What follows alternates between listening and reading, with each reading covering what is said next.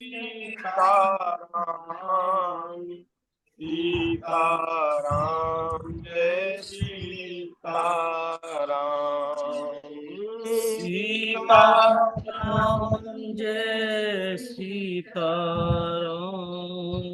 सीताराम जय सीताराम। राधे श्याम जय राधे श्याम राधे श्याम जय राधे श्याम राधे श्याम जय राधे श्याम राधे श्याम जय राधे श्याम जय जय श्याम जय जय श्याम जय जय श्री वृंदावन धाम जय जय श्याम जय जय श्याम जय जय श्री वृंदावन। जय गौ माता जय गोपाल भगवत प्रभु दीनदया जय गौ माता जय गोपाल भक्त वत्सल प्रभु दीन दयाल। श्री राम जय राम श्री राम जय राम जय राम श्री राम जय राम श्री राम जय राम श्री राम जय राम जय राम श्री राम जय राम जय जय राम। श्री राम जय राम जय राम श्री राम जय राम जय जय राम। बोलिए सीताराम भगवान श्री वृंदावन बिहारी लाल की जय श्री राधा कृष्ण भगवान की जय श्री उमा महेश्वर भगवान की जय श्रीमद्भागवत महाराज की जय श्री सुखदेव जी महाराज की जय श्री सद्गुरुदेव भगवान की जय सब संत हरि भक्तन की जय सत्य सनातन धर्म की जय जगत जननी पूज्या गौ माता की जय जय जय श्री राधे श्याम जय जय श्री सीताराम हर महादेव नारायण नारायण नारायण श्री शरणम भक्तवांछा कल्पतरु भक्तवत्सल शरणागत वत्सल दीन बंधु दयाल असंख्य कल्याण गुणगण निलय अकारण करुणा अरुणालय सच्चिदानंद घन मूर्ति आनंद कंद भगवान श्री वृंदावन बिहारिणी बिहारी जी की महती कृपा करुणा से हम सभी को मनुष्य जीवन का सर्वोत्कृष्ट लाभ सत्संग श्रीमद् भागवत जी की मंगलमयी कथा के माध्यम से प्राप्त हो रहा है। चैत्रीय नवरात्र कल से प्रारंभ हुए हैं, नया संवत्सर प्रारंभ हुआ है। तो ऐसे पवित्र समय में जो आराधना उपासना के लिए ही निश्चित किए गए हैं, ये जो पर्व है नवरात्रि का, ये आराधना उपासना जन साधन के लिए ही ठाकुर जी ने बनाया। तो ऐसे सुंदर समय में, पवित्र समय में हम सब लोग यहाँ बैठ करके कुछ भगवत चर्चा करके अपने समय को सार्थक कर रहे हैं, अपनी वाणी को पवित्र कर रहे हैं और अपने जीवन को धन्य कर रहे हैं। श्रीमद् भागवत जी में 10वें स्कंद में 14वें अध्याय में श्री ब्रह्मा जी के द्वारा भगवान की स्तुति का वर्णन, भगवान श्री कृष्ण की स्तुति का वर्णन है। उसकी चर्चा हमने कल करी थी, तो वहां से आगे आज हम चर्चा प्रारंभ कर रहे हैं। श्री ब्रह्मा जी कह रहे हैं, ज्ञाने प्रयास मुदपाश्य नमन्त एव जीवन्ति सन्मुखरितां भवदीय वार्ताम् स्थाने स्थिताः श्रुतिगतां तनुवाग्मनोभिः ये प्रायशो जितोप्यसितरे श्रीलोक्याम्। आहा, ब्रह्मा जी महाराज बड़ी सुंदर बात कह रहे हैं। वे कहते हैं कि प्रभु, जो लोग ज्ञान के लिए प्रयत्न न करके अपने स्थान में ही स्थित रहकर, अपने स्थान में स्थित रहकर माने जो जहां है वहीं रहकर, कहीं जाने की जरूरत नहीं और किसी दूसरे साधन की परिस्थिति की जरूरत नहीं। ऐसा कोई नहीं कह सकता बोले महाराज हमें ये नहीं दिया, अगर ये होता तो हम सत्संग करते, भजन करते, साधन करते। नहीं, आप जहां हैं वहीं से भजन साधन सत्संग करके आप अपना कल्याण कर सकते। तो बोले जो जहां है वहीं अपने स्थान में रहकर सत्संग करते हैं, केवल सत्संग करते हैं और आपके प्रेमी संतों के द्वारा गाई हुई आपकी लीला कथा का जो उन लोगों के पास रहने से अपने आप सुनने को मिलती है। महापुरुषों के तो श्वास श्वास में श्री ठाकुर जी का नाम, श्री ठाकुर जी का स्मरण, भगवान के गुण समाये रहते हैं। तो भगवान के जो भक्त हैं उनके संसर्ग से ही भगवत चर्चा अपने आप प्राप्त हो जाती, सहज प्राप्त हो जाती। वहां कोई व्यवस्था नहीं बनानी पड़ती, वहां कोई औपचारिकता नहीं करनी पड़ती। वहां तो संत महापुरुष जो बैठे हैं तो चर्चा ही शुरू कर देते, सत्संग शुरू कर देते। हम लोगों को तो औपचारिकता चाहिए, एक मंच चाहिए, बिना मंच के हमारी वाणी शुरू नहीं होती, निकलता नहीं कुछ। लेकिन जो भक्त होते हैं ना, वो तो उनके तो श्वास श्वास में भगवान बसेंगे। तो जब हृदय से कोई बात निकलेगी तो ठाकुर जी की चर्चा निकलेगी, सत्संग होगा। तो यही बात है। श्री ब्रह्मा जी कह रहे हैं जो औपचारिकता पूर्वक कथा सुनाते हैं, बोले वो उनके पास भी सुननी चाहिए, चलो समय सार्थक हो जाएगा। लेकिन भगवान की लीला कथा का श्रवण तो संत ही कराते हैं। संतों के पास रहकर, संतों की सन्निधि में रहकर ही सत्संग की प्राप्ति होती है। ये बात बड़ी महत्वपूर्ण है।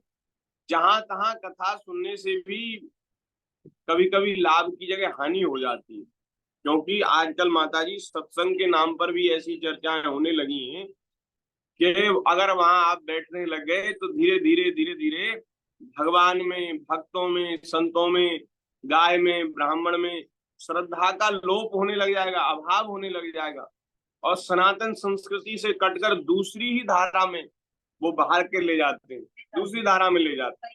कई ऐसे हैं। हाँ, और नाम सत्संग है, नाम सत्संग है और वो ऐसी चर्चाएं होती। भाई सत्संग क्या है? सत्संग हम समझे, देखो जहां बैठकर हमें भगवान में, भगवान के भक्तों में, संतों में श्रद्धा उत्पन्न हो रही हो तो समझना चाहिए सत्संग किया है। शरीर संसार से वैराग्य होकर भगवान के चरणों में अनुराग होने लगे तो समझना चाहिए सत्संग है। ऐसा स्वामी जी महाराज से किसी ने पूछा कि स्वामी श्री राम सीता जी से, तो बोले महाराज सत्संग हम कर रहे हैं, इसका प्रमाण क्या है? तो बोले इसका प्रमाण यही है कि उसको करने से धीरे धीरे शरीर संसार से वैराग्य होता है, भगवान के चरणों में अनुराग होता है। यही बात। अगर ये हो रहा है तो समझना चाहिए सत्संग किया, और नहीं हुआ तो फिर लाभ नहीं हुआ, सत्संग किया ही नहीं। तो सत्संग तो वही है। तो भगवान के जो भक्त हैं उनके पास भगवान की लीला कथा निवास करती है। बिनु सत्संग न हरि कथा, तेहि बिनु मोह न भाग, और मोह गए बिनु राम पद, होय न दृढ़ अनुराग। जब तक संत नहीं मिलेंगे तब तक हरि कथा भी नहीं मिलेगी। आप कितना भी प्रयास कर लीजिए, हरि कथा तो संतों के संसर्ग से ही प्राप्त होगी। और कौन देगा? हाँ, बिनु सत्संग न हरि कथा। तो इसीलिए तो संतों की बड़ी महिमा का वर्णन है। भगवान की कथा सुनाते हैं, भगवान में लगाते हैं, भगवान की बात सुनाते हैं। तो तेहि बिनु मोह न भाग, और जब तक भगवान की कथा नहीं सुनी जाएगी तब तक मोह नष्ट नहीं होगा। मोह कहते हैं अज्ञान को, अज्ञान नष्ट नहीं होगा। अज्ञान क्या है? ये जो असत्य संसार है, असत्य संसार है, ये हमको सत्य भास रहा है, सत्य मालूम हो रहा है, इसी का नाम अज्ञान है। जैसे अंधेरे में कोई रस्सी को सर्प समझ ले तो उसको मोह कहते, उसको अज्ञान कहते। अरे बताओ, वो तो रस्सी पड़ी थी, किसी ने सर्प समझ लिया। और जब तक उजाला न हो, प्रकाश न हो, तो वो भय और भ्रम जाता नहीं, चाहे कितना भी कोई उपाय कर ले। जब उजाला होता है और रस्सी जब सामने प्रकट हो जाती है, अरे ये तो रस्सी थी, हम रात भर इससे डरते रहे कि सर्प है सर्प है, सवेरे पता चला ये तो रस्सी थी। जैसे सपने में हो जाता है, आदमी डर जाता है। जी। तो ये बात है, ये संसार असत्य है। इसमें जो कुछ भी संसार प्रकृति का जो जो गुण है, माया के जो गुण है, वो सब असत्य हैं, कल्पित हैं। उनका वास्तविक तत्व नहीं है, सत्ता वास्तविक नहीं है। लेकिन फिर भी यह संसार हमें सत्य मालूम हो रहा है, और इसके सुख में सुखी हो रहे, दुख में दुखी हो रहे, अनुकूलता प्रतिकूलता में हर्ष और विषाद का अनुभव कर रहे हैं। यही अज्ञान है। तो मोह का नाश जो है भगवान की कथा से होता है। बिनु सत्संग न हरि कथा, बिनु मोह न भाग, और मोह गए बिनु राम पद, होय न दृढ़ अनुराग। ये सूत्र हैं गोस्वामी जी के सूत्र। जैसे वेद की ऋचाओं की बड़ी महिमा हमारे यहाँ मानी जाती है, ऐसी गोस्वामी जी की वाणी जो वे भी वेद की ऋचाओं के समान है, मंत्र है। हाँ, सत्संग विवेक न हो, वो बात तो है ही। लेकिन यहाँ हम कह रहे हैं जब तक मोह का नाश नहीं होगा तब तक श्री राम जी के चरणों में, भगवान के चरणों में अनुराग नहीं होगा। अज्ञान नष्ट होता है तभी भगवान में प्रेम होता है। हमारे गुरुदेव भगवान कहते हैं कि शरीर संसार से जितने अंश में वैराग्य होगा उतने ही अंश में भगवान में अनुराग होगा। दोनों चीजें एक साथ नहीं रह सकती। आप कहें कि सूर्य भी निकला में और अंधकार भी रहे, तो दोनों चीजें एक साथ नहीं रह सकती। अग्नि के पास जाड़ा नहीं रह सकता, सूर्य की सन्निधि में अंधकार नहीं रह सकता। ऐसे ही जब तक हृदय में लौकिक कोई प्रेम, अनुराग, संसार की आसक्ति का निवास है, तब तक भगवान के चरणों में प्रेम नहीं होता। और आप कितना भी यत्न कर लो, जब तक तत्व से नहीं जानेंगे कि हम भगवान के अंश हैं, भगवान ही केवल हमारे हैं, भगवान को छोड़कर हमारा किसी और से संबंध नहीं है, तब तक संसार के प्रति जो मोह है, संसार के प्रति जो आसक्ति, वो नहीं मिटेगी। आप कितना भी यत्न कर लो, कितना भी आप आंख मूंद लो, ध्यान लगा लो, कितना भी ज्ञान के लिए प्रयास कर लो, जब तक ये बात नहीं हृदय में आएगी कि हम तो केवल ठाकुर जी के, मेरे तो गिरधर गोपाल दूसरों न कोई। और ये तो फिर सत्संग से ही होता है। तो सत्संग से सब बात बन जाती है। तो भैया संसार में केवल और केवल सत्संग की प्राप्ति के लिए यत्न करना चाहिए, क्योंकि संसार की अनुकूलता प्रतिकूलता तो बिना चाहे भी मिलने वाली है। जैसे बिना चाहे हमको सुख भी मिलता है, ऐसे बिना चाहे हमको दुख मिलता है। कोई संसार में ऐसा है जो दुख चाहता हो, लेकिन ऐसा भी कोई संसार में नहीं है जिसके जीवन में दुख ना आता हो। दुख कोई नहीं चाहता, लेकिन फिर भी दुख सबके जीवन में आता है। तो जैसे बिना चाहे दुख आता है, ऐसे ही बिना चाहे सुख भी आएगा। जो भाग्य में होगा तो सुख भी आएगा, आप कह रहे थे ना, कभी कभी कुत्ते बिल्ली भी महाराज बढ़िया ताजा मक्खन खा जाते हैं, उनका भाग्य चेता है। तो माता जी ने बिलो करके तैयार किया और वो इधर उधर चली गई, बिल्ली आई, बिल्ली मक्खन खा गई, लो, तो उनके भाग्य में था तो वो खा गई। ऐसे खाता है कि सर नामदेव जी ने रोटी बनाई। वो तो अलग बात, वो तो अलग बात, हम तो कह रहे हैं भाग्य में होता है तो बिना चाहे बिना प्रयास की भी मिल जाता है। तो भैया इसलिए संसार की सब बातें तो बिना चाहे बिना प्रयास करे भी मिलने वाली हैं, मिल रही हैं। तो यत्न किसके लिए करना चाहिए? सत्संग के लिए। सत्संग मिल जाएगा तो भगवान की कथा मिल जाएगी, कथा मिल जाएगी तो फिर मोह नष्ट हो जाएगा, और मोह नष्ट हो जाएगा तो भगवान में प्रेम हो जाएगा, सारी बात बन जाएगी। सबसे ज्यादा महिमा भगवत प्रेम की कही गई है, ऐसा हमने ग्रंथों में देखा है, हमने पढ़ा है ऐसा। मुक्ति से भी ज्यादा महिमा भगवान के प्रेम की, भगवान की भक्ति की है। यहाँ ब्रह्मा जी कह रहे हैं ज्ञान के लिए प्रयास नहीं करते, ज्ञान को छोटा बना दिया, तुच्छ बना दिया, और बोले सत्संग करते। सत्संग करने के लिए कहीं किसी परिस्थिति के बदलने का वो नहीं है कि ऐसा हो जाएगा तो करेंगे, ऐसा हो जाएगा तो करें। बोले महाराज हम क्या करें, हम तो दिल्ली में रहते हैं और हम तो वृंदावन आ ही नहीं पाते, हम कैसे सत्संग करें? अरे वृंदावन में ही सत्संग थोड़ी होगा, जहां आप हैं वहां भी सत्संग हो जाएगा, वहां भी सत्संग हो जाएगा। हाँ, ऐसा कोई स्थान नहीं, ऐसा कोई स्थान नहीं, आपके आसपास कोई संत रहते होंगे, जरूर रहते होंगे, ऐसी कोई जगह नहीं जहां संत ना हो। आप ढूंढेंगे तो मिल जाएंगे, आप ढूंढेंगे तो सत्संग मिल जाएगा। हमारे महाराज जी कहते हैं ऐसा कोई प्रदेश नहीं जहां भगवान के भक्त ना हो, ऐसा कोई नगर नहीं जहां भगवान के भक्त, और नीचे आओ, ऐसा कोई गांव नहीं जहां भगवान के भक्त ना हो। हर जगह भगवान के भक्त हैं, सब जगह मिल जाएंगे। तो यदि हम ढूंढे तो सत्संग प्राप्त हो जाएगा। तो जो जहां है वहीं रह करके सत्संग करे तो बोले फिर उनको लीला कथा सुनने को मिल जाती है।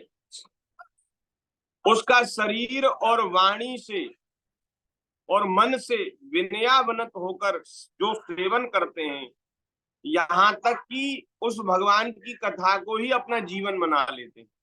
यह बड़ी सुंदर बात है। आप सब लोग कथा के श्रोता हैं, प्रेमी, ध्यान से सुने। भगवान की कथा उसको शरीर वाणी और मन से विनयावनत होकर सेवन करते हैं, विनय से संपन्न होकर, विनम्रता से सेवन करते हैं, मन से भी सुनते हैं, शरीर से भी सुनते हैं, और फिर वाणी से भी उसका अनुमोदन करते हैं कि भाई बिल्कुल ठीक बात। शरीर तो आपका है सत्संग में, लेकिन मन कहीं और है तो भी बात नहीं बनेगी। सत्संग में शरीर भी हो, मन भी हो, और मन में विनम्रता का भाव हो। यदि माताजी ऐसा भाव किसी के मन में आ जाए, करे ये तो वक्ता कुछ नहीं जानते, इनसे ज्यादा तो हमने ही पढ़ा है, इनसे ज्यादा तो हम ही जानते, ये तो अभी कल के हैं, ये क्या हमें सुनाएंगे, तो आप भले ही रोज सत्संग करो तो लाभ नहीं होगा। जब तक वक्ता के प्रति श्रद्धा नहीं होगी, भीतर विनम्रता का भाव नहीं होगा, बोले महाराज हम तो कुछ नहीं जानते, आप जो बता दें, जो सुना दें, उसी से हमारा काम हो जाए, हमें कुछ ज्ञान मिल जाए, कुछ हमें हमारी बुद्धि संभल जाए, सुधर जाए, हम तो कुछ नहीं जानते। तो विनम्रता का मतलब तो यही है कि जो विनयावनत होकर के आपकी लीला कथा का श्रवण करते हैं, मन से, शरीर से, वाणी से श्रवण करते हैं, इतना ही नहीं उसको अपना जीवन बना लेते हैं। हाँ, जीवन बनाने का मतलब ये है कि जैसे भोजन के बिना हमारा व्यवहार नहीं चलता, जैसे भोजन के बिना हमारा व्यवहार नहीं चलता, ऐसे ही भगवान की कथा के बिना हमारा दिन न गुजरे। ऐसा लगे ना कि आज तो, अरे आज तो भोजन नहीं, जो चाय के प्रेमी होते हैं वो कहते हैं अरे आज तो चाय नहीं मिली अरे भाग्यवान, अब तो 9 बज गए, 10 बज गए, चाय नहीं मिली, ऐसा कहते हैं। तो उनको फिर थोड़ी थोड़ी देर बाद उसकी स्मृति होती है, 15 मिनट बाद फिर कहेंगे अरे आज तो ये नहीं हुआ, आज तो ये नहीं हुआ। ऐसे ही जो जिन्होंने अपने जीवन को कथा में लगा दिया है, कथा को अपना जीवन बना लिया है, तो वे बार बार ये अरे आज तो कथा नहीं सुनी, आज तो सत्संग नहीं किया, आज तो हमने पाठ नहीं किया, आज तो हमने भजन नहीं किया। आहा, कितनी सुंदर बात है। भगवान की कथा को जीवन बना लेते हैं, उसके बिना जी ही नहीं सकते। आहा, दर्शन को नैना तपे,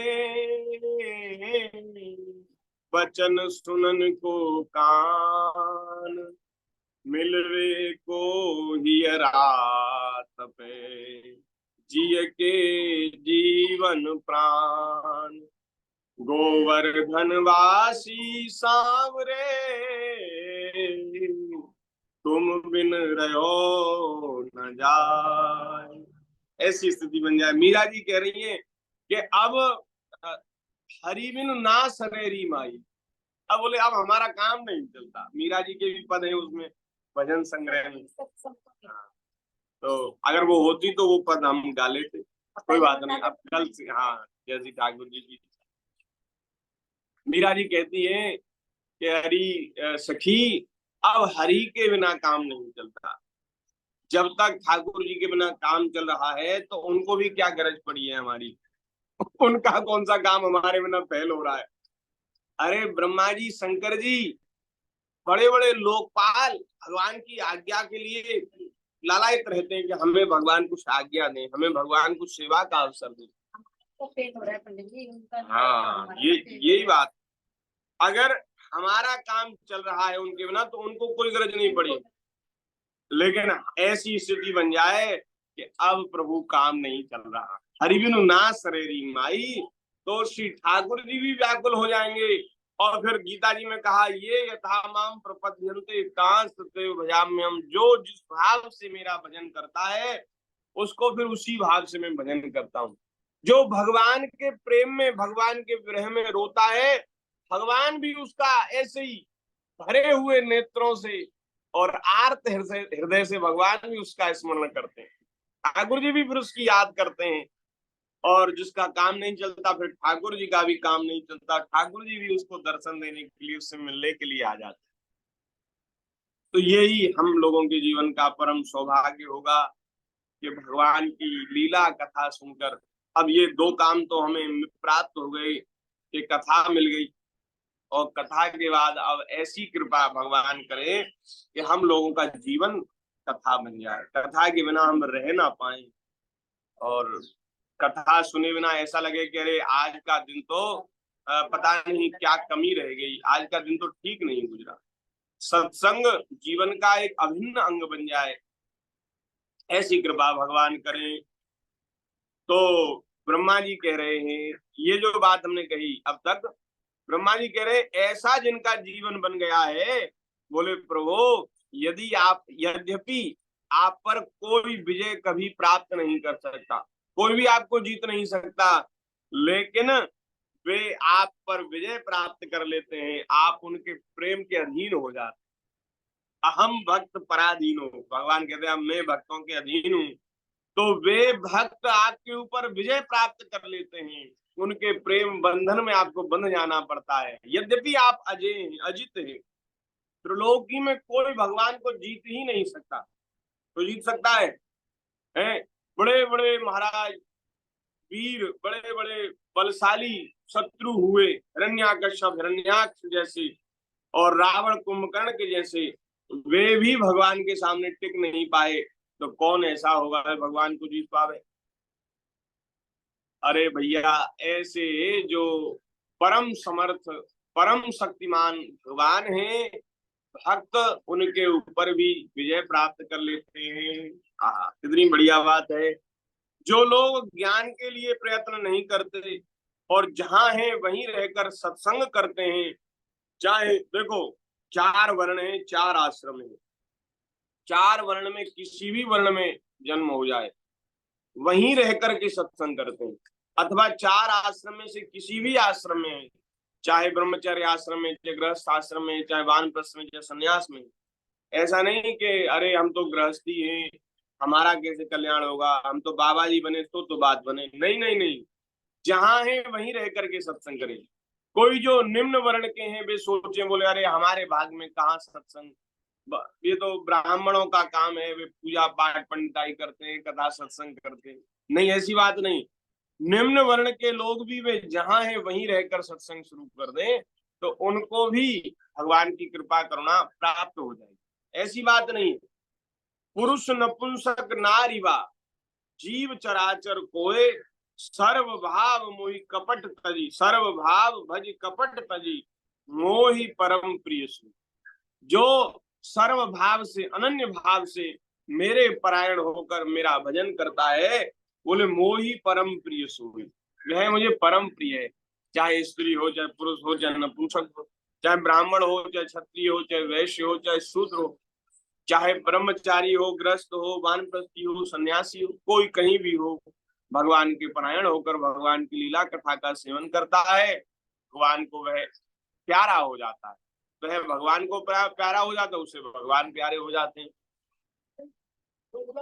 तो ये बात श्री ब्रह्मा जी कह रहे हैं। कितनी बढ़िया बात है कि वे आपके ऊपर विजय प्राप्त कर लेते हैं जो आपकी लीला कथा का निरंतर श्रवण करते हैं, विनयावनत होकर श्रवण करते हैं और लीला कथा उनका जीवन बन जाती है। ऐसे भाग्यशाली आप अजित को भी जीत लेते हैं। ये प्रायसो जित जितो प्रसित स्त्रीलोक्याम। और आगे कह रहे हैं, हे भगवान, आपकी ये जो भक्ति है ये सब प्रकार के कल्याण का मूल स्रोत है। कल्याण का मूल स्रोत, सारे कल्याण यहीं से निकलते हैं, भक्ति से ही। जो लोग ऐसी भक्ति को छोड़कर केवल ज्ञान की प्राप्ति के लिए श्रम उठाते हैं और दुख भोगते हैं, उनको बस क्लेश ही क्लेश हाथ लगता है। ज्ञान की प्राप्ति में बड़ा कठिनता है, ज्ञान की प्राप्ति में बड़े विघ्न है। ज्ञान प्राप्ति बहुत कठिन है और यदि किसी को ज्ञान प्राप्त भी हो जाए तो उस मार्ग पर, ज्ञान मार्ग पे चलना भी बड़ा कठिन है। गोस्वामी जी ने कहा, ज्ञान पंथ कृपान के धारा। कैसा है ज्ञान मार्ग? बोले तलवार की धार के समान। तलवार की धार पे कोई चले, ऐसा है ज्ञान का मार्ग। बहुत सुंदर बात हमारे ग्रंथों में आई कि जो ज्ञानी हैं वे भगवान के बड़े पुत्र के समान है, वयस्क पुत्र के समान है, और जो भक्त हैं वे भगवान के शिशु भक्त के समान है। ज्ञानी ये बोलता है कि एक तो हम नहीं, जी जी, और भक्त बोलता है तू ही है। हाँ, क्या बात, यही अंतर है। ज्ञानी तो ज्ञानी उनको कहते हैं जो निर्गुण निराकार के उपासक हैं और वे अपने आप को ही, अपनी आत्मा को ही परमात्मा का स्वरूप समझते हैं। बोले मैं जो आत्मा है वही परमात्मा, जो सिद्धांत है, सही बात है। लेकिन भक्त जो है वो सगुण साकार में आसक्ति प्रीति रखते हैं, भगवान के नाम गुण का कीर्तन करते हैं, भगवान की कथा श्रवण करते हैं और वे भगवान की पूजा सेवा अर्चन आदि करके और इन माध्यमों से अपना समय सार्थक करते हुए, भगवान की आराधना करते हुए भगवान को प्राप्त कर लेते। तो ये अंतर है। तो ज्ञानी जो है वो वयस्क पुत्र के जैसे, ज्ञान के मार्ग पर कोई चल रहा है तो उस पर चलना और चलते चलते भगवत प्राप्ति करना, ये उसकी जिम्मेदारी है। वो अपने साधन से भगवान को प्राप्त करे, भगवान की कोई जिम्मेदारी नहीं कि उसकी मदद करें, उसकी सहायता करें। लेकिन जो शिशु है वो तो कुछ जानता ही नहीं है। मैया उसका सारा काम अपने आप करती है, नहलाती धुलाती है, मलमूत्र भी साफ करती है, श्रृंगार करती है। और महाराज वो कभी अग्नि की ओर जाता है, कभी सर्प को पकड़ने के लिए जाता है तो उसको रोकती है। अगर कहीं किसी कुपथ से भी करता है, कभी कुमार्ग पर भी जाता है तो भगवान उसको रोकते हैं और रोक करके सही मार्ग पर लाते हैं। ज्ञानी के लिए नहीं है। जब बालक बड़ा हो जाता है, मैया कहती है बेटा आप खेलो खाओ, नहाओ धो और बढ़िया वस्त्र पहनो और खेलो खाओ। वो उसको भूख लगती है तो माता को उतनी चिंता नहीं होती, वो अपने आप बता देता है कि मुझे भूख लगी है, प्यास लगी है। लेकिन जो छोटा बच्चा है वो तो बताएगा नहीं, तो माता उसका बड़ा ध्यान रखती। यही अंतर है। तो आप सोचो, ज्ञान का मार्ग, ज्ञान के मार्ग में बड़ी कठिनाई है। जैसे बंदर का बच्चा, उसकी पकड़ ढीली हो जाएगी तो वो गिर जाएगा क्योंकि बंदर ने उसको नहीं पकड़ा। लेकिन बिल्ली का बच्चा बिल्कुल सो भी जाए ना तो भी बिल्ली उसको पकड़ करके पार कर देती। बंदर के बच्चे खूब गिर जाते हैं मैया की गोद में से, क्योंकि मैं तो बच्चे ही हैं, उनकी पकड़ कितनी टाइट। लेकिन बिल्ली के बच्चे नहीं गिरते क्योंकि उनकी मैया ने उनको पकड़ा है, उन्होंने नहीं पकड़ा। तो भगवान हमको पकड़ लेंगे तो फिर गिरने की गुंजाइश नहीं। और अपने साधन से भगवान को पकड़ना और प्राप्त करना ये तो बड़ा कठिन है। ब्रह्मा जी भी कह रहे हैं कि प्रभु आपकी महिमा का कोई पार नहीं, आपकी माया से बड़े बड़े मोहित हो जाते। तो कह रहे हैं कि जो भक्ति का तो आश्रय नहीं लेते और ज्ञान के लिए प्रयास करते हैं, तो भले ही कितना भी प्रयास कर लें, उनका वह श्रम, उनका वह जो ज्ञान प्राप्ति के लिए उठाया गया दुख, वो व्यर्थ हो जाता है। कैसे? जैसे धान तो निकाल लिए जाए और धान की जो भूसी होती है उसको कूटा जाए, तो आप कितने देर तक उसको कूटते रहो, उसमें से कुछ भी प्राप्त नहीं होगा, क्योंकि धान तो निकल चुका है। अब उसको आप रात दिन कूटो, कूटते कूटते आपके हाथ में छाले लग जाए, छाले हो जाए, तो भी उनसे कुछ प्राप्त नहीं होगा, क्योंकि उसमें कुछ है ही नहीं, वो तो पोती भूसी है। तो उसमें चावल नहीं मिलेगा। पोती भूसी कूटने वालों को केवल श्रम ही मिलता है, चावल नहीं।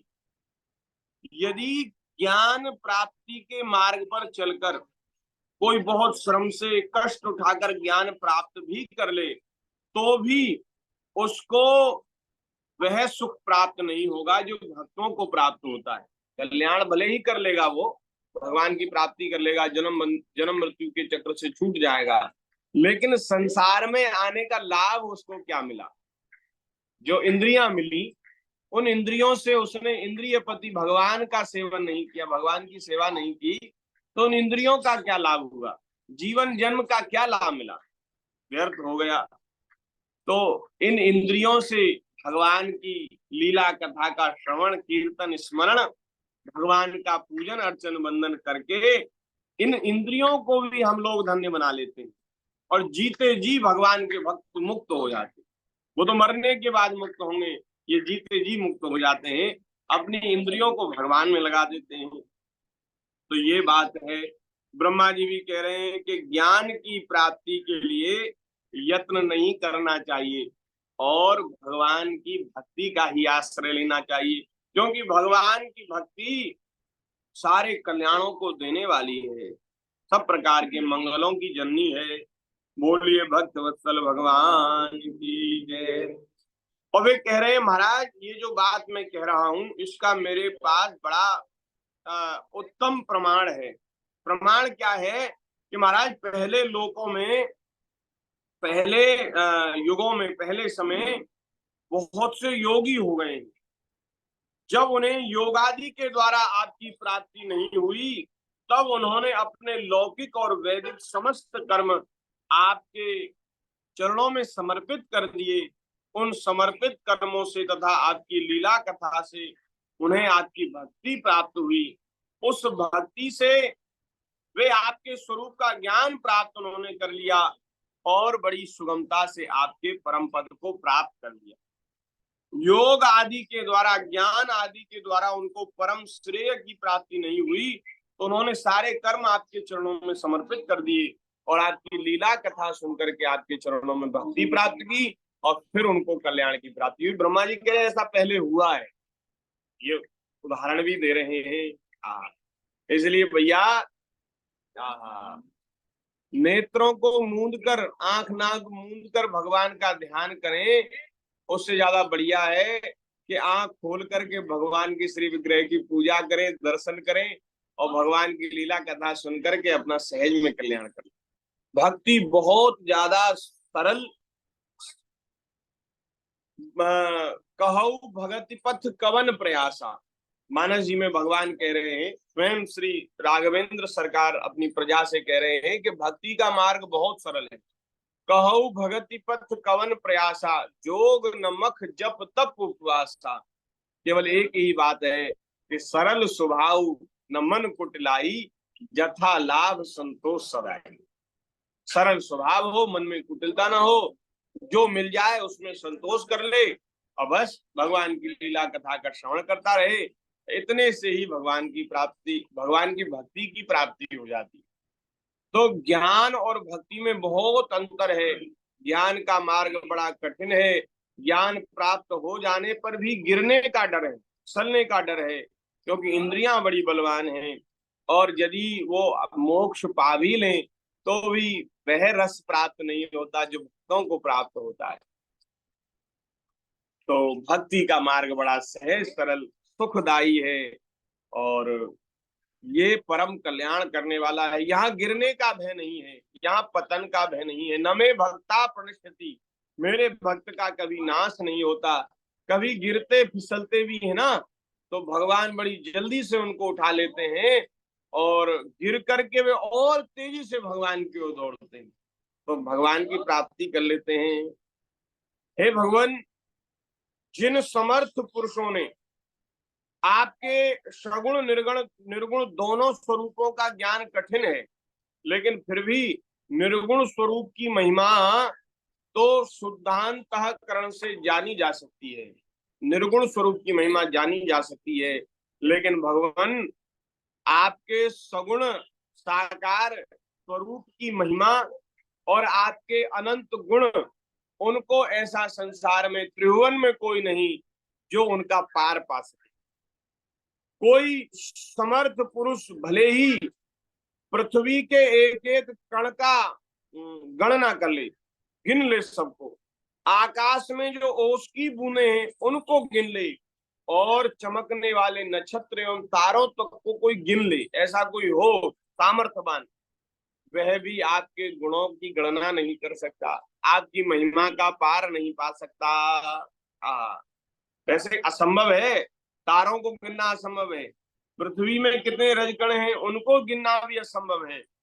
ये असंभव काम भले ही कोई कर ले, लेकिन आपकी महिमा का कोई पार नहीं पा सकता। आपके सगुण साकार की ऐसी महिमा है, मतलब अपार अनंत महिमा, उसका कोई पार है ही नहीं। कहने का प्रयोजन यही है।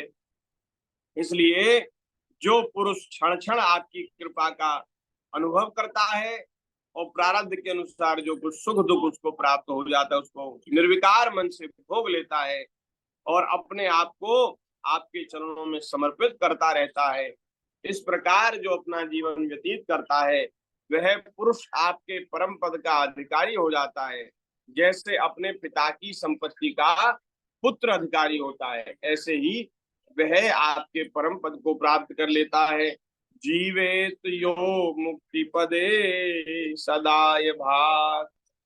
ब्रह्मा जी कह रहे हैं, प्रभु मेरी कुटिलता तो देखिए, आप अनंत आदि पुरुष परमात्मा हैं, और मेरे जैसे बड़े बड़े मायावी भी आपकी माया के चक्र में हैं।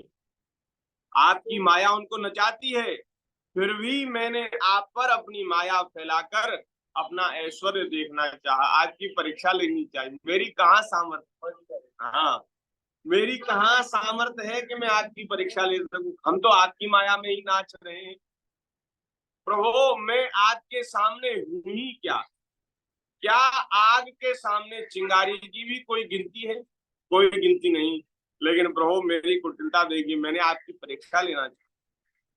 प्रभु यदि हमने ऐसा किया भी तो भी हम आपके ही हैं, आपके दास हैं, आपके भक्त हैं। ब्रह्मा जी कह रहे हैं, प्रभु मैं रजोगुण से उत्पन्न हुआ हूँ, आपके स्वरूप को ठीक ठीक नहीं जान सकता, क्योंकि आप तो त्रिगुण से रहित हैं। सतोगुण से भी आप रहित हैं। सतोगुण रजोगुण तमोगुण कुछ नहीं भगवान। वर्मा जैसे ज्ञानी जब ऐसा कर सकते हैं, हम इंसानों की क्या बताओ। तो अपने आप को इतना ज्ञानी समझने लग जाते हैं। तो सतोगुण से भगवान की महिमा का थोड़ा बोध तो होता है, क्योंकि भगवान शुद्ध सतोगुणमयी है, लेकिन महाराज पूरा पूरा नहीं जान सकते, क्योंकि तीनों गुण माया की ही विकार है और भगवान माया से परे है। इसलिए भगवान को ऐसे गुणों में बंधे हुए जीव नहीं जानते। ब्रह्मा जी कह रहे मैं तो रजोगुण का अधिष्ठात्र देवता हूँ, रजोगुण से ही संसार की उत्पत्ति होती है। तो बोले मैं आपको कैसे जानूं? तो मैं आपके स्वरूप को नहीं जान सकता, इसी से अपने को आपसे अलग संसार का स्वामी माने बैठा था। मैं अजन्मा जगत करता हूँ, इस मोह के घने अंधकार ने मुझको अंधा कर दिया था। इसलिए महाराज मेरे द्वारा ये भूल हो गई, अपराध हो गया। इसलिए बोले महाराज ये अपराध मेरा जो है उसको आप क्षमा कर दीजिए, क्योंकि मैं आपके ही अधीन हूँ, आपका दास हूँ, और मेरे ऊपर कृपा करनी चाहिए आपको। ऐसा विचार करके आप मेरे ऊपर कृपा कीजिए, मेरे अपराध को क्षमा कर दीजिए। हे प्रभु, सूर्य की किरणों में रज के छोटे छोटे परमाणु उड़ते हुए दिखाई देते हैं। जब किसी खिड़की से सूर्य की रोशनी आती है तो उसमें छोटे छोटे कण दिखाई देते, वैसे नहीं दिखाई देते अंधेरे में, उजाले में, लेकिन उस समय दिखाई देते हैं।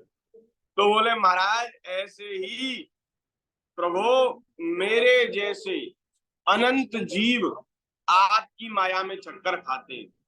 ये जो त्रिलोकी है ये मेरा शरीर है, ब्रह्मा जी कह रहे हैं। यह जो संसार है, पृथ्वी है, ब्रह्मांड, ये मेरा शरीर है। और आपके एक एक रोम के छिद्र में ऐसे अगणित ब्रह्मांड उसी प्रकार उड़ते पड़ते रहते हैं जैसे वो सूर्य की किरणों में जो छोटे छोटे धूल के कण जैसे दिखाई पड़ते, ऐसे ही आपके एक एक रोम में ऐसे अनंत अनंत ब्रह्मांड घूमते रहते। अब मैं तो एक ब्रह्मांड का मालिक हूं, अगर ऐसा समझा भी जाए तो मैं तो एक ब्रह्मांड में मेरी सत्ता है।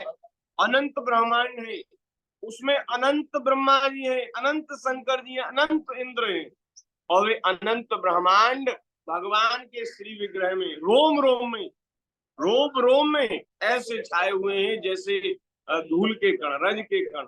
वो सूर्य की किरणें आती हैं, आप सोचिए कैसी भगवान की माया है।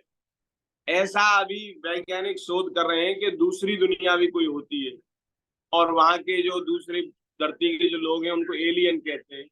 वो हमको एलियन कहते होंगे, हम उनके लिए एलियन है, वो हमारे लिए एलियन है। हम अपने आप को मनुष्य समझते, वो हमें एलियन कहते होंगे।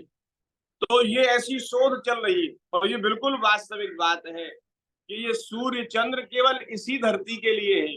अलग अलग ब्रह्मांड है, उसमें अलग अलग सूर्य चंद्र हैं, अलग अलग ग्रह हैं, अलग अलग देवता हैं, सब भिन्न भिन्न हैं, लेकिन भगवान एक, भगवान अनेक नहीं है, भगवान एक ही है। ऐसी अद्भुत महिमा है। बोले कहाँ अपने परिमाण से 3.5 हाथ के शरीर वाला अत्यंत क्षुद्र में, और कहाँ आपकी अनंत महिमा। कोई भगवान की महिमा का पार ही नहीं है। बोलिए भक्त वत्सल भगवान की जय। लेकिन प्रभु, जैसे मैया के पेट में जो शिशु रहता है, गर्भगत बालक, वो हाथ पैर फेंकता है, उछल कूद करता है, तो मैया उसके इस अपराध को अपराध नहीं मानती और उसके ऊपर क्रोध नहीं करती, उसको दंड नहीं देती। बोले ऐसे ही महाराज हम हैं, आपके उदर में हैं और उछल कूद करते हैं अपनी माया से मोहित होकर के। तो जैसे मैया अपने बालक का अपराध नहीं मानती, ऐसे ही आप भी मेरा अपराध न माने और मुझे क्षमा कर दे। बोले महाराज मेरे अपराध को आप क्षमा कर दें। हाँ, हे प्रभु, श्रुतियां ऐसा कहती हैं कि प्रलयकालीन जल में जब तीनों लोग लीन थे, उस समय उस जल में श्री नारायण के नाभि कमल से ब्रह्मा का जन्म हुआ, मेरा जन्म हुआ। तो श्रुतियों की ये बात तो बिल्कुल सच्ची है, झूठी नहीं है। तब आप ही बतलाइए कि प्रभु क्या मैं आपका पुत्र नहीं हूं? यदि पुत्र कोई भ्रष्टता भी करे, कोई खराब काम भी करे, तो भी माता पिता उसको क्षमा कर देते हैं। बोले मैं आपका बेटा ही हूं, क्योंकि मैं आपसे ही उत्पन्न हूं। इसलिए प्रभु आप मेरे अपराध को क्षमा कीजिए। तो बार बार वे क्षमा करने के लिए कह रहे हैं। भगवान मुस्कुरा रहे हैं, भगवान मुझे इस जन्म में, दूसरे जन्म में, अथवा किसी पशु पक्षी आदि के जन्म में भी महाराज ऐसा सौभाग्य प्राप्त हो कि मैं आपके दासों में से कोई एक दास हो जाऊं, मैं आपके भक्तों में से कोई एक भक्त हो जाऊं, और फिर आपके चरण कमलों की सेवा करूं। क्योंकि हमने बुद्धि लगाकर देख लिया, आपकी महिमा का तो कोई पार नहीं। बोले महाराज आपकी महिमा तो आप जाने, हमें तो आपके चरणों की सेवा मिल जाए। ब्रह्मा जी भी ऐसा चाहते हैं। आहा, बड़े बड़े देवता भगवान की सेवा करना चाहते हैं। तो हम लोग भगवान की सेवा करें, इसमें हमारा गौरव है। गौरव है, हमारी शोभा है। तदस्तु में नाथ सबूरि भागो, भवेत्र वान्यत्र तुवा तिष्ठाम, ये नाहमेकोऽपि भवज्जनानां भूत्वा निसेवे तव पाद पल्लवम। भगवान की सेवा में संकोच नहीं करना चाहिए, खूब आनंद से भगवान की सेवा करनी चाहिए। भक्तमाल में एक कथा आती है, अब हमें नाम तो याद नहीं, लेकिन राजस्थान की पवित्र भूमि में एक राजा हुए। वो महाराज ऐसी सेवा में उनकी रुचि थी कि उन्होंने नियम लिया कि मैं रोज नदी में से ठाकुर जी के लिए जल भर करके लाऊंगा, अपने मस्तक पर रख कर। राजा थे, अब राजा के लिए बताओ जल भर के लावे नदी में से, तो ये कोई उनकी महिमा को बढ़ाने वाली बात तो है नहीं। लेकिन फिर भी भगवान की सेवा करने के लिए मैं जल लाऊंगा, भगवान की सेवा में ऐसा भाव। हाँ, भक्त अम्बरीश जी सब सेवा, भागवत जी में उनकी कथा है, सब सेवा अपने हाथ से करते हैं।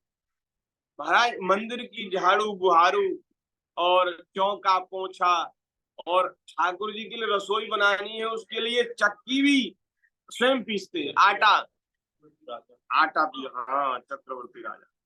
तो कितने महाराज गौरव से भगवान के भक्तों ने सेवा करी है, और हम लोग इतने बड़े हो गए कि भगवान की सेवा में संकोच होता है। भजन करने में संकोच होता है, माला करने में संकोच होता है। ये सूर्य को जल देने में भी संकोच करते हैं। हम बताओ, जो ऐसा कहता अरे लोग क्या कहेंगे। अरे लोगों की छोड़ो, आप अपना जीवन बनाओ भाई। लोग तो कुछ ना कुछ कहते ही रहेंगे हैं। जो झूठ बोलते, असत्य बोलते, चोरी करते हैं, वे तो नहीं सोचते कि लोग क्या कहेंगे। गलत काम करने वालों को संकोच नहीं है, और अच्छे काम करने वाले लोग वे सोचते हैं कि लोग क्या कहेंगे। अरे लोग कुछ भी कहते रहे भैया, भगवान की सेवा में ही इस शरीर की सार्थकता है। वे राजा अपने सिर पर जल भरकर लाग लेके आते, और रोज भगवान के सामने घुंघरू बांध करके नाचते थे, नृत्य करते। तो ये दो नियम उन्होंने लिए कि बोले ऐसा रोज करूंगा मैं, भले ही कोई दुनिया कुछ कहे।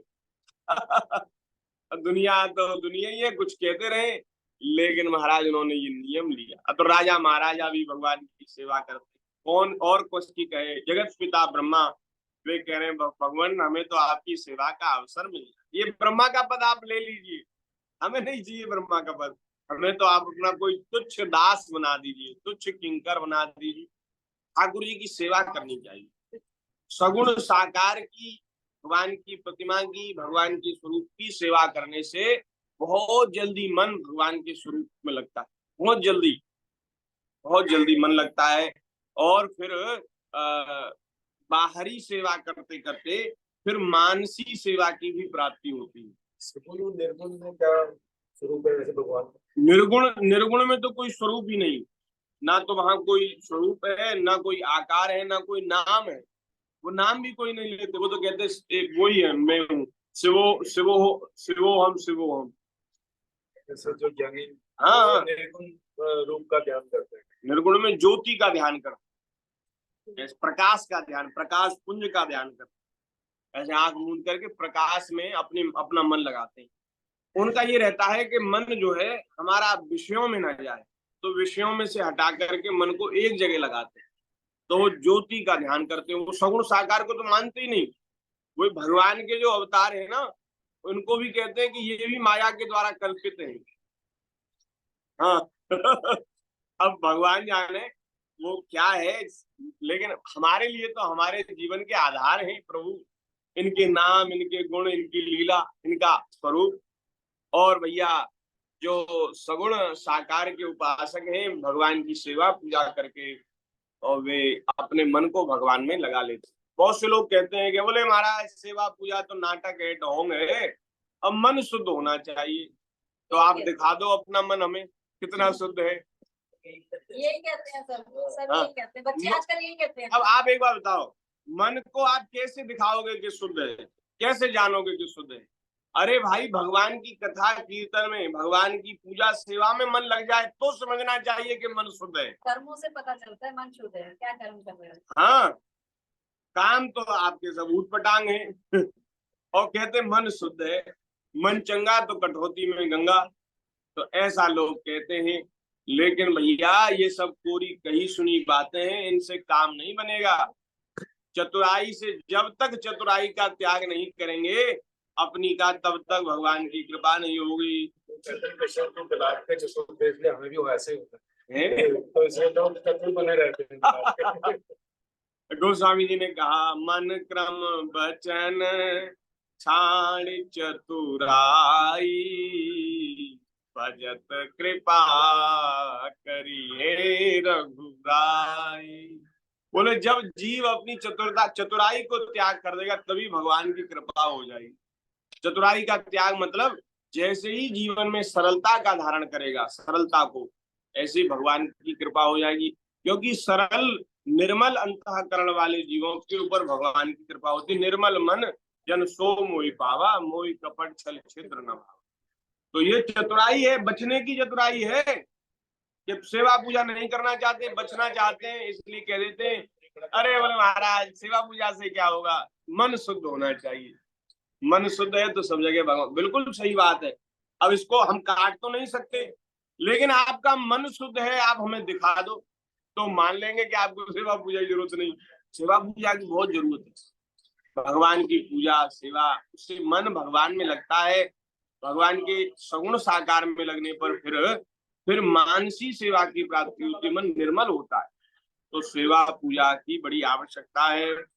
ये अब आप सोचो, ब्रह्मा जी भी सेवा मांग रहे हैं, प्रभु आपके चरणों की सेवा हमें मिल जाए।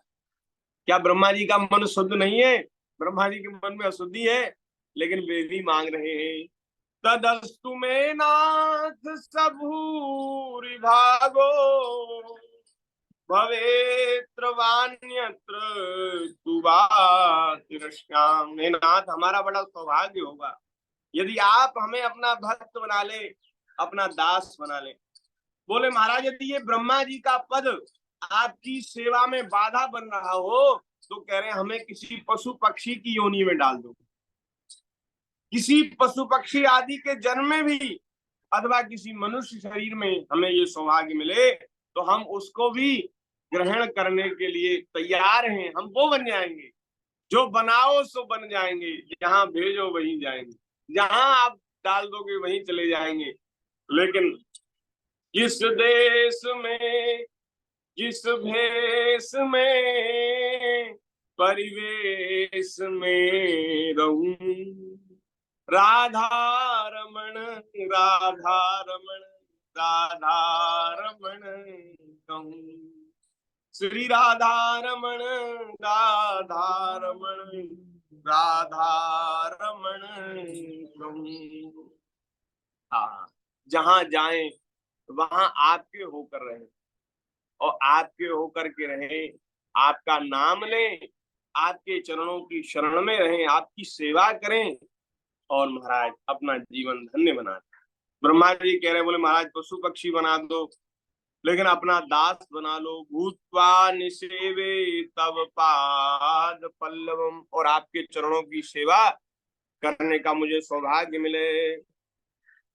हे मेरे स्वामी, जगत के बड़े बड़े यज्ञ सृष्टि के प्रारंभ से लेकर अब तक आपको तृप्त नहीं कर सके, पूरी तरह तृप्त नहीं कर सके, परंतु आपने ब्रज की गायों और ग्वालिनों के बछड़े एवं बालक बनकर उनके स्तनों का अमृत सा दूध बड़े उमंग से पिया। वास्तव में उन्हीं का जीवन सफल है, वे ही अत्यंत धन्य है। जो मैं तो बछड़ों को चुरा कर ले गया, बाल गोपालों को चुरा कर ले गया, तो उन रूपों में आप बन गए बछड़ा और आप बन गए उन ब्रजवासी मैयन के बालक, ब्रजवासी जो गोपी हैं उनके बालक बन गए।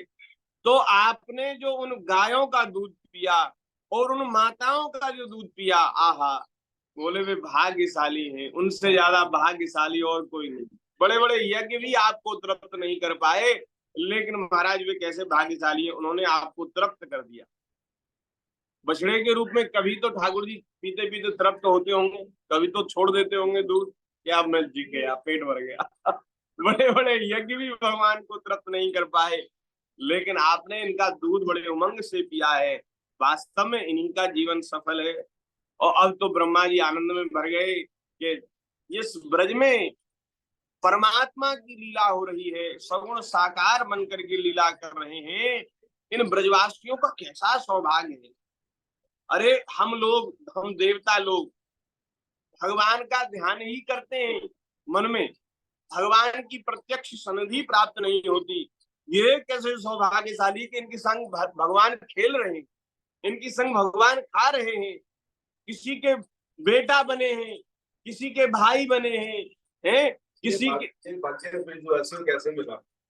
ये ब्रजवासियों को भाग्य कैसे मिला? जैसे भगवान थे उस टाइम तो वहां पर ऐसे देखो, ये नंद और यशोदा के लिए तो परीक्षित जी ने भी पूछा कि महाराज इन्होंने ऐसा क्या किया था, तो उन्होंने बताया कि पूर्व जन्म में वसु थे, श्री नंद बाबा वसु नाम के, द्रोण नाम के वसु थे, उनका नाम था द्रोण, और वसु थे। वसु एक देवताओं की ही एक वो कैटेगरी होती, जैसे स्वर्ग के देवता है, हाँ, वे ऐसी देवता ही होते हैं वसु भी। देवताओं में भी अलग अलग प्रकार के देवता हैं। लोग कहते हैं कि 33 करोड़ देवता, हाँ बिल्कुल 33 करोड़ देवता। अरे एक बात बताओ, ये धरती छोटी सी है, छोटी सी धरती है, इसमें 140 करोड़ तो हमारे देश की जनसंख्या है, और पूरे विश्व की संख्या तो 7 करोड़ के लगभग है। तो क्या 33 करोड़ देवता नहीं हो सकते? हैं देवता 33 करोड़, 33 कोटि मत कहते ना, 33 करोड़, हाँ 7 अरब, 7 अरब कही ना, 700 करोड़ हो गई 7 अरब में। तो 33 करोड़ देवता कोई बड़ी बात है? स्वर्ग लोक में महाराज तमाम देवता है, 33 करोड़ देवता है। इसका मतलब ये नहीं कि भगवान अलग अलग है, भगवान तो एक ही है, लेकिन भगवान के जो सेवा में रहते हैं ऐसे देवता अनेक हैं। ब्रह्मा जी, शंकर जी, इंद्र आदि ये जो देवता है ये अनंत है, तमाम है, भगवान की सेवा करते हैं। तो श्री यशोदा मैया और नंद बाबा तो वसु थे, उन्होंने ब्रह्मा जी की बड़ी आराधना की, बड़ी तपस्या की, उन्होंने यही चाहा कि हमें भगवान का दर्शन हो। भगवान जब आए तो भगवान से ही प्रार्थना की, प्रभु आप हमें पुत्र रूप में प्राप्त। तो ठाकुर जी उनके बालक बन गए। और ये जो ब्रज की गोपियां हैं ये कौन है? ये वेद की ऋचाएं हैं। जब अयोध्या में भगवान श्री राम जी का अवतरण हुआ तो अयोध्या की स्त्रियां भगवान को देख करके चाहती थी कि ये हमें प्राप्त हो, कोई वात्सल्य भाव से चाहती, कोई श्रृंगार भाव से चाहती, कोई चाहती कि हमारे पति बन जाए, कोई चाहती कि हमारे पुत्र बन जाए। तो जो चाहती थी पुत्र बन जाए, उनके बालक बनकर भगवान ने उनका दूध पिया, उनके बालक बन गए। जब ब्रह्मा जी बालकों को चुरा ले गए, गो बालकों को, तो वो थोड़ी संख्या में नहीं थे, लाखों की संख्या में थे, क्योंकि महाराज करोड़ों की संख्या में गैया हैं, और करोड़ों की संख्या में जो गैया है तो लाखों की संख्या में उनके बछड़े हैं, और बछड़े चराने भगवान जाते हैं। तो जैसे 10, 20, 50 लाख बछड़े हैं तो 2-4 लाख तो महाराज ग्वाला भी होते होंगे उनके, तो 2-4 लाख की संख्या में थे। तो उनके बालक बनकर उनका दूध पिया, उनको वात्सल्य सुख प्रदान किया, 1 साल तक उनके बालक बने रहे। और जब भगवान जनकपुर में गए सीता जी से विवाह करने, जानकी जी से विवाह करने, तो जनकपुर की जो स्त्रियां हैं, मिथिलानियां हैं, उनके मन में भी भाव आया कि ये हमारे पति हो, ये हमारे पुत्र हो, ये हमारे सखा हो। तो वे सब जो राम अवतार के जो स्त्री पुरुष थे, जिन्होंने भगवान से संबंध बनाना चाहा, उनके संबंध को स्वीकार करके उनके मनोरथ को उन्होंने भगवान ने पूरा किया, और वे सब उनके कोई सखा बने, कोई गोपियां उनकी रास लीला के प्रसंग में सबको स्वीकार किया। बोले इस जन्म में झरा भंडारा है, पहले तो केवल एक पत्नी व्रत था, किसी को स्वीकार नहीं किया, लेकिन इस बार तो महाराज अनंत गोपियों के रूप में वो सब भगवान श्री कृष्ण की पत्नी ही बन गई, और उनकी आत्मा रास लीला में रह गई। रासलीला तो एक ही रात्रि को हुई, लेकिन उनकी आत्मा रासलीला में रह गई और वो रासलीला आज भी चल रही है। द्वापर से शुरू हुई, आज भी चले, अनंत काल तक चलती रहेगी। उनके शरीर लौट गए ब्रज में, वे आज भी रासलीला रचा रही हैं। तो ये जो गोप ग्वाल हैं, ये भी ऋषि मुनि महात्मा हैं जिन्होंने भगवान का भजन किया। नहीं तो महाराज भगवान की लीला में प्रत्यक्ष सन्निधि ये कोई सामान्य बात नहीं। वो जी कह रहे हैं कि मेरे हाँ। को ऐसे कि यहाँ पर जी। स्थान दे दो और इनका भाग्य देखो कैसा। ये भगवान के पार्षद हैं सब। भगवान के धाम से ही जब भगवान लीला करने आते हैं ना, तो भगवान के धाम से ही सब पात्र उतरते हैं। आप सोचिए, भगवान के शत्रु भी भगवान के पार्षद बनते हैं। शत्रु का जो पार्ट है वो भी भगवान के पार्षद ही निभाते हैं। शिशुपाल दंतवक्त्र कौन है? वो भगवान के पार्षद जय विजय है। रामावतार में जब आए रावण कुंभकर्ण कौन है? वे भगवान के पार्षद है। भगवान का सामना कोई सामान्य तो आदमी कर ही नहीं सकता, चाहे कितना बड़ा कोई दैत्य हो।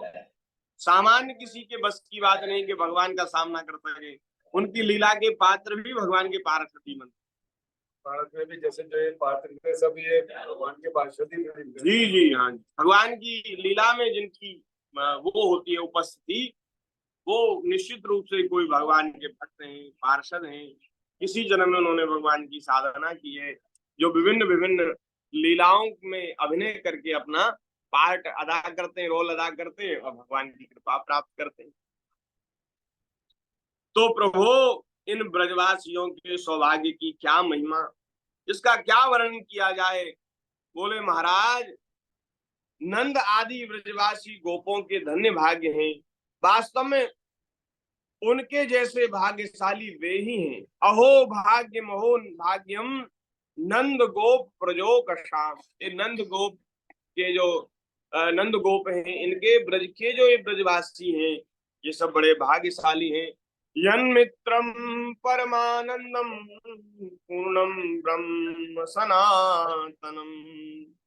क्योंकि इनके मित्र परमानंद परम पूर्ण पर ब्रह्म सनातन परमात्मा इनके मित्र बन गए, इनके सुहृद बन गए, इनके सगे संबंधी बन गए। तो ये तो निश्चित रूप से भाग्यशाली है। और बोले महाराज इनके ब्रजवासियों के सौभाग्य की महिमा का तो क्या ही वर्णन करूं। हम देवता इंद्रियों के स्थान में रहते हैं। हमारी जो 11 इंद्रियां हैं, उन 11 इंद्रियों में उन इंद्रियों के अधिष्ठात्र देवताओं के रूप में ब्रह्मा जी, शंकर जी, इंद्र आदि सब बैठे हैं। सूर्य चंद्र नेत्र हैं। सूर्य चंद्र नेत्रों के अधिष्ठात्र देवता हैं। मन के अधिष्ठात्र देवता चंद्रमा है। तो ये सब देवता भी बोले हम सब भी भाग्यशाली हैं, क्योंकि इनकी इंद्रियों में बैठकर हम आपके लीला कथा के रस का आनंद ले रहे हैं, आपके स्वरूप का दर्शन कर रहे हैं। हे प्रभु, अब ब्रह्मा जी कह रहे हैं, बोले महाराज हमें कहीं और जन्म नहीं देना, हमें तो ब्रज में ही बसा लेना। हाँ, तद भूरि भाग्यमिह जन्म किमट्यव्याम यद गोकुले पिगतमांग्रिरजो विषेकम यज्जीवितम तु निखिलम भगवान मुकुंद स्वध्यापि यत्पदरजः श्रुतिमृग्यमेव। हे प्रभु, इस ब्रज भूमि में किसी वन में, विशेष करके गोकुल में, किसी भी योनि में मेरा जन्म हो जाए, यही हमारे लिए बड़े सौभाग्य की बात होगी। जरूरी नहीं हमें आप मनुष्य बनाओ, किसी भी योनि में हमें डाल दो। उनको समझ होते नहीं है, जैसे भी आपने कहा, फिर भी समझ नहीं है। बोले फिर भी यहाँ की जो लता पताएं हैं, यहाँ जो गोपियों की, ब्रजवासियों की जो रज है, बोले ये हमारे चरणों पे पड़े, हमारे मस्तक पे पड़ेगी और इनकी चरण रज में नहा नहा करके हम अपना कल्याण कर लेंगे। सूकर कुकर को समझ नहीं होती, लेकिन धन धन वृंदावन के सूकर। क्यों वृंदावन के सूकरों का ऐसा क्यों सौभाग्य? व्यास जी का पद है। बोले आप ऐसा क्यों कह रहे हैं? अरे भाई ये नाली में रहते हैं, उनका नाली में रहते हैं। वृंदावन की नाली में तो संतों का चरणामृत बहता है, संतों की झूठन बहती है। मंदिरों से ठाकुर जी के अधरामृत ठाकुर जी के चरणामृत का जल बहता है, मंदिरों में से बहता है। मंदिर की साफ सफाई होती है तो वो सब जल नाली में जाता है। अब आप सोचो, लाखों लाखों भक्त आते हैं, उनके चरणों की रज मंदिरों में रहती है, वो मंदिरों को धोया जाता है तो नाली में जाती है, और वो नालियों में महाराज शुगर लौटते हैं। आप सोचो, अरे ब्रह्मा जी भी महाराज वो लालाए तो उसे बोले, वाह क्या सौभाग्य है महाराज। देव बड़े बड़े देवता भी कहते हैं कि देखो, मुक्ति कहे गोपाल सो मेरी मुक्ति बताओ। ठाकुर जी ने कहा, पड़ी रहो ब्रज धूर में, संत चरण चल जाए, और ब्रज रज उड़ मस्तक लगे तो मुक्ति मुक्त है जाए। मुक्ति ने कहा, बोले महाराज मैं सबको मुक्त करती हूँ, मेरी मुक्ति कैसे होगी? तो बोले ब्रज की धूल में पड़ जाओ, तो वहां संतों के चरण पड़ेंगे, तुम्हारे ऊपर संतों की चरण रज पड़ेगी, तो बोले तुम भी मुक्त हो जाओगे। हाँ, ये सौभाग्य है। कुत्ते झूठन खाते हैं तो संतों के द्वार पर पड़े रहते हैं।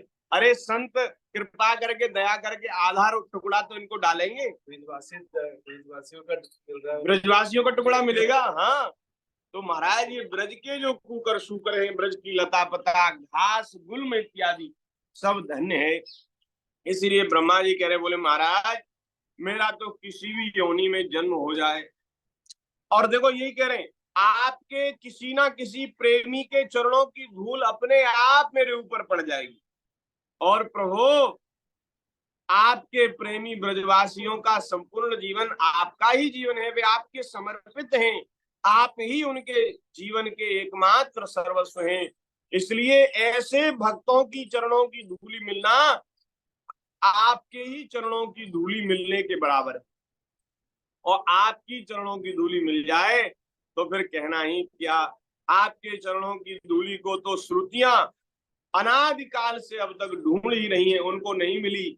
हमको यदि आपके चरणों की धूली मिल जाए तो क्या सौभाग्य, क्या कहना। बोलिए भक्त वत्सल भगवान की जय। बोले इसलिए महाराज आप हमें ब्रज में बसा दीजिए, लताओं में ब्रज की गुजारा करेंगे, कन्हैया कन्हैया पुकारा। ब्रह्मा जी भी चाहते हैं कि हमें ब्रज का वास मिले, तो जो बरसाने में जहाँ श्री जी का मंदिर है उस पर्वत को ब्रह्मांचल कहते हैं, वो ब्रह्मा जी का स्वरूप है। और नंदगांव में जहाँ भगवान श्री कृष्ण का मंदिर है पर्वत पर, वो शंकर जी का स्वरूप है, वो पर्वत शंकर जी हैं। और जो गिरिराज जी में गोवर्धन है वो साक्षात श्री कृष्ण है, विष्णु भगवान है। तो भैया तीनों देवता तो यहाँ पत्थर बने हैं तो यहाँ जड़ तो वो तो जड़ बन गए, तो यहाँ जो चेतन प्रकृति जो है उसमें महाराज वृक्ष लता पता और पशु पक्षी मनुष्य आदि, उनकी तो फिर क्या महिमा का वर्णन करें। ब्रज तो ब्रज ही है। बोलिए ब्रज मंडल धाम की जय, श्री वृंदावन धाम की जय, श्री भक्त वत्सल भगवान की जय। थोड़ी सी छुट्टी रह गई है, हाँ उसको फिर भगवान की दया से कल कहेंगे। आज सत्संग को यही विराम कर रहे हैं, फिर जैसे ठाकुर जी कृपा करेंगे आगे की चर्चा करेंगे। बड़ी लंबी हाँ बड़ी लंबी, थोड़ी सी रह गई, अब तो 2-4 श्लोक रह गए हैं। उसके बाद फिर 15वें अध्याय में ब्रह्मा जी के श्लोक हैं। चलिए, ज्ञान की प्राप्त न करके भक्ति का आश्रय लेना चाहिए। भक्ति का मार्ग बड़ा सहज सरल है, भगवान की प्राप्ति बड़ी आसानी से हो जाती है। इसलिए भक्ति का आश्रय लेकर अपने आप को भगवान के चरणों में समर्पित करके अपना कल्याण करना। और दूसरी बात, ब्रह्मा जी भी भगवान की सेवा चाहते हैं, वे कहते हैं मैं भी आपका दास बन जाऊं। तो भगवान की सेवा करने में बड़े गर्व का अनुभव होना चाहिए। भगवान की सेवा बड़े गर्व से करनी चाहिए, करनी ही चाहिए, सबको करनी चाहिए। क्योंकि हम ब्रह्मा जी से बड़े नहीं है, हम शंकर जी से बड़े नहीं है। बड़े बड़े राजा महाराजा जिन्होंने भगवान की भक्ति की, उन्होंने भी भगवान की सेवा बड़े भाव से की। तो भगवान की सेवा करनी चाहिए। कन्हैया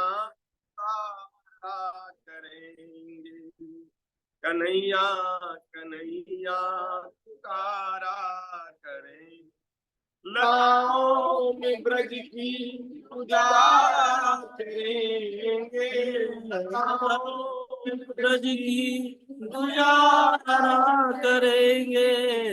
कन्हैया कन्हैया पुकारा करेंगे, कन्हैया कन्हैया पुकारा करेंगे।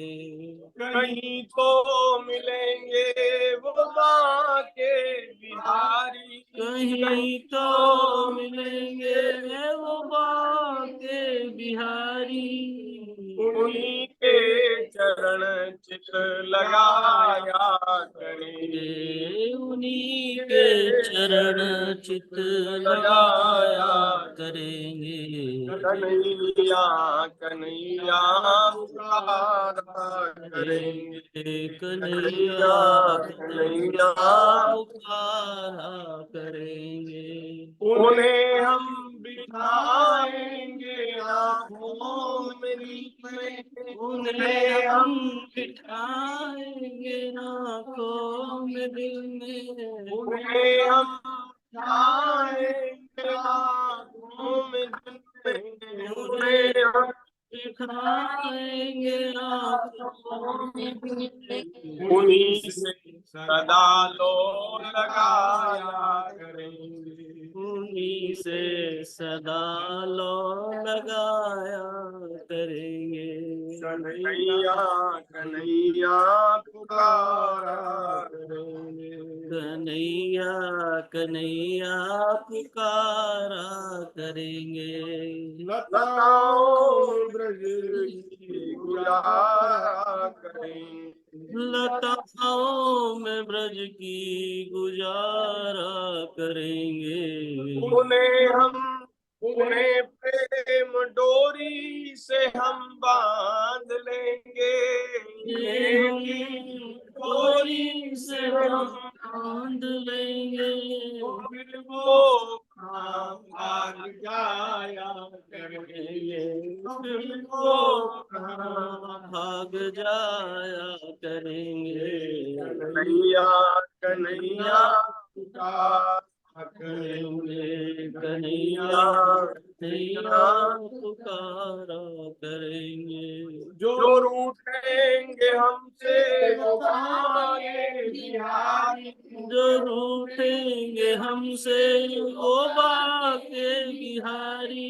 चरण को पकड़ के मनाया करेंगे, चरण को पकड़ के मनाया करेंगे। कन्हैया कन्हैया पुकारा करेंगे कन्हैया कन्हैया पुकारा करेंगे। लताओं में ब्रज की गुजारा करेंगे, लताओं में ब्रज की गुजारा करेंगे। श्री वृंदावन बिहारी लाल लाल की जय। हरि शरणम हरि शरणम हरि शरणम।